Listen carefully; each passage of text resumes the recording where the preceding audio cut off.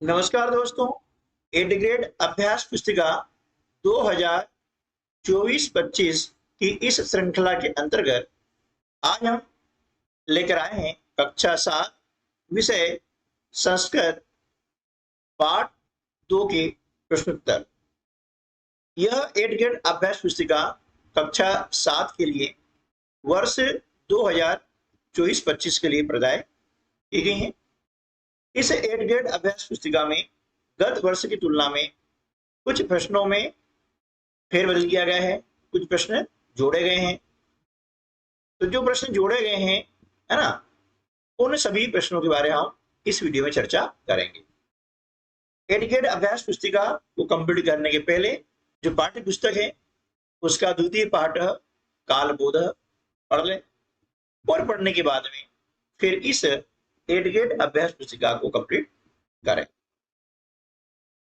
इस पाठ के अंतर्गत वराह मिहिर के बारे में वर्णन किया गया है कि किस प्रकार से उन्होंने पृथ्वी गति संबंधी जो बोध काल था उसका हमें बोध कराया है, और उन्हें ये बताया गया है कि ग्रहों की गति जो होती है उसके कारण सप्ताह, भारतीय माह, तिथियां, पक्ष और ऋतुएं बनती हैं, और वे ऋतुएं कौन कौन सी हैं, कितनी हैं, ये सभी इस पाठ में वर्णन किया गया है। चलिए अब निर्देश बहुविकल्पीय प्रश्न। बहुविकल्पीय प्रश्न है। पहला प्रश्न है ऋतवः भवन्ति। 4 ऑप्शन दिए हैं, षट, ब सप्त, स अष्ट, द 10। तो ऋतुवः भवन्ति यानी ऋतुएं होती है। कितनी होती ऋतुएं? 6 ऋतुएं होती है। ठीक है ना, ऋतुएं कितनी होती है? 6। इसलिए ऑप्शन अ षट इसका उत्तर हो जाएगा। प्रश्न 2, चंद्र पूर्णता प्राप्त होती, यानी चंद्रमा जो है पूर्णता प्राप्त करता है, कब करता है? 4 विकल्प दिए हैं, अ पूर्णिमायाम, ब अमावस्याम, स द्वादश्याम, द एकादश्याम। तो चंद्र जो होता है वह पूर्णता प्राप्त कब करता है? पूर्णायाम, यानी पूर्णिमा के दिन जो है वह पूर्णता प्राप्त करता है। तीसरा प्रश्न है सप्ताहे दिनानि भवन्ति, यानी सप्ताह में दिन होते हैं। कितने होते हैं? अ सप्त, ब पंच, स नव, द षट। तो सप्ताह में कितने दिन होते हैं? 7 दिन होते हैं। तो 7 को हम संस्कृत बोलते हैं सप्त। ठीक है, तो विकल्प अ इसका सही उत्तर होगा। पंच आने 5 होता है, 9 आने 9, षट आने 6। प्रश्न क्रमांक 4, ज्येष्ठ आषाढ़ ऋतु भवति, यानी जेठ आषाढ़ महीने में ऋतु कौन सी होती है? अ वसंत, ब ग्रीष्म, स वर्षा, द हेमंत। तो देखिए जेठ आषाढ़ में ऋतु होती है ग्रीष्म ऋतु। प्रश्न 5, अधोलिखितेषु ऋतूनाम उचित क्रम अस्ति। नीचे जो आपको ऋतु के नाम दिए गए हैं उनमें से ऋतुओं का उचित क्रम कौन सा है ये आपको बताना है। देखिए यहाँ पर जो क्रम है वे कैसा है वो आपको बताना है, ये क्रम कौन सा सही है ना। देखिए वसंत, उसके बाद में ग्रीष्म, उसके बाद वर्षा और फिर शरद, ये क्रम जो है यहाँ पर सही क्रम है। तो विकल्प सी इस प्रश्न का सही उत्तर होगा। निर्देश रिक्त स्थानानि पूरयत, यानी रिक्त स्थानों की पूर्ति कीजिए। प्रश्न 6, पूर्णिमा पक्षी भवति। तो पूर्णिमा जो होती है कौन से पक्ष में होती है? शुक्ल पक्ष में होती है। तो यहाँ क्या जाएगा? शुक्ल। 7वां आएगा तिथया इति पदे वचनम अस्ति। तिथि जो है ये पद कौन सा वचन है? तो यह है बहुवचन। प्रश्न 8, एकस्मिन् वर्षे ऋतवः भवन्ति। एक वर्ष में ऋतुएं होती हैं। कितनी होती हैं? षड, यानी 6 ऋतुएं होती है। चंद्र अमावस्यायां पूर्ण रूपेण लुप्तः भवति। चंद्रमा अमावस्या के दिन क्या होता है? पूर्ण रूप से लुप्त हो जाता है। चंद्र पंचदशभिः कलाभिः पूर्णः भवति, है ना। चंद्रमा क्या करता है कि 15 जो कलाएं होती है ना, उन्हें पूर्ण करता है। कौन करता है? चंद्रमा। 15 कलाएं होती हैं। अब एक पदेन उत्तरम लिखत, यानी एक पद में उत्तर देना है, यानी एक शब्द में। का गोलाकारा विद्यते, गोलाकार कौन है? पृथ्वी। सूर्य कस्याम दिशि अस्तम गच्छति, सूर्य किस दिशा में अस्त होता है? उत्तर आ जाएगा पश्चिम दिशि, यानी पश्चिम दिशा में। वर्षे कति ऋतवः भवन्ति, वर्ष में कितनी ऋतुएं होती हैं? उत्तर आएगा षड, यानी 6। देखिए यहाँ पर उत्तर जो है संस्कृत भाषा में ही लिखना है। समझने के लिए हम आपको इसका हिंदी अर्थ बता रहे हैं, जबकि उत्तर आपको हिंदी में नहीं लिखना है, संस्कृत भाषा में ही लिखना है। पृथ्वी कुत्र परिभ्रमति, है ना। पृथ्वी कहाँ भ्रमण करती है, कहाँ घूमती है? या केंद्रे, यानी उसका जो अक्ष होता है उस पर घूमती है, तो केंद्रे।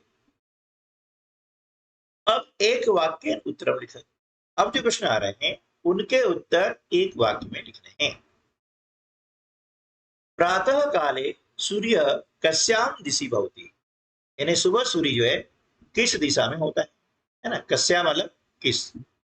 प्रातः काले सूर्य पूर्वस्याम दिशि भवति, सुबह सूर्य जो है पूर्व दिशा में होता है। अगला प्रश्न है अहर्निशम केंद्रे का परिभ्रमति, यानी हमेशा जो है केंद्र पर कौन परिभ्रमण करते हैं? उत्तर अहर्निशम केंद्रे पृथ्वी परिभ्रमति, हमेशा केंद्र पर पृथ्वी परिभ्रमण करती है, घूमती है। प्रश्न 17 श्रावण भाद्रपदयोः कः ऋतुः भवति, सावन और भादव महीने में कौन सी ऋतु होती है? तो श्रावण भाद्रपदयोः वर्षा ऋतुः भवति, सावन और भादव में क्या होती है? वर्षा ऋतु होती है। भवती मतलब होती है। प्रश्न 18 दिनस्य रात्र्यः च ज्ञानम कथम भवति, दिन और रात्रि का ज्ञान कैसे होता है? कथम मतलब कैसे। उत्तर आ जाएगा सूर्यस्य उदयानन्तरं दिनस्य अस्तानन्तरं च रात्रि ज्ञानम भवति, सूर्य के उदय होने से दिन का और सूर्य के पश्चात अस्त होने से रात्रि का ज्ञान होता है। क्या सूर्य उदय होता है तो दिन होता है, अस्त होता है तो रात हो जाती है। इस प्रकार से हमें दिन और रात ज्ञान होता है। प्रश्न 19 प्रतिदिनम कस्य एका कला क्षीयते, यानी रोजाना जो है एक कला क्षय होती है, कम होती है, किसकी होती है? कस्य मतलब किसकी। प्रतिदिनम चंद्रस्य एका कला क्षीयते, प्रतिदिन चंद्रमा की एक कला कम होती है, क्षीण होती है। प्रश्न 20 प्रतिपक्षे कति तिथयः भवन्ति, यानी एक पक्ष में कितनी तिथियां होती हैं? तो प्रतिपक्षे 15 तिथयः भवन्ति, एक पक्ष में 15 तिथियां होती हैं। इसी के अंदर एक प्रश्न और पूछा है शिशिर ऋतु कदा भवति, यानी शिशिर ऋतु कब होती है? कदा मतलब कब, भवती यानी होती है। इसका उत्तर यहाँ आ जाएगा शिशिर ऋतु माघ फाल्गुन भवति, यानी शिशिर ऋतु जो होती है वह माघ और फाल्गुन महीने में होती है। दीर्घ उत्तरम लिखत, प्रश्न 21 है द्वादश मासानां नामानि लिखत, इन्हें 12 महीनों के नाम लिखना है। ठीक है, ये जो 12 महीने के नाम है ये कैलेंडर है, हिंदी पंचांग है, उसके अनुसार ये 12 महीने होते हैं, है ना।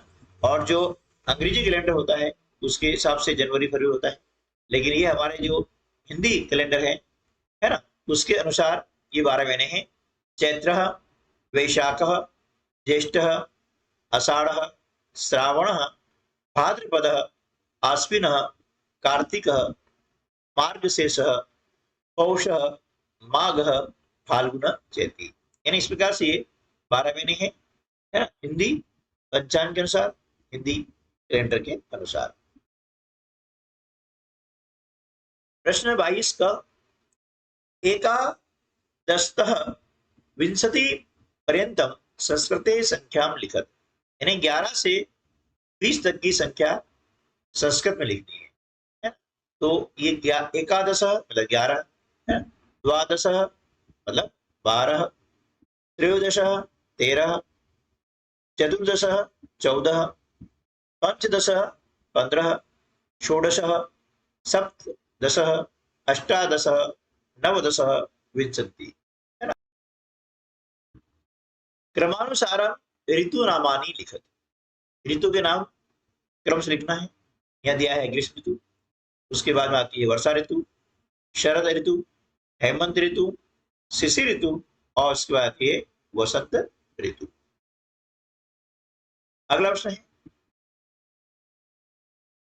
पृथिव्या यह परिभ्रमण किम किम परिवर्तन होती, यानी पृथ्वी के परिभ्रमण से क्या क्या परिवर्तन होते हैं। तो पृथिव्या परिभ्रमण रात्रि दिवस होती, पृथ्वी के परिभ्रमण से क्या होता है, रात और दिन होते हैं, साथ में ऋतु परिवर्तन भी होता है ना। तो यहाँ को भी हम जोड़ सकते हैं। तो आज की वीडियो में बस इतना ही, मिलते हैं अगले वीडियो में, तब तक के लिए नमस्कार, जय हिंद।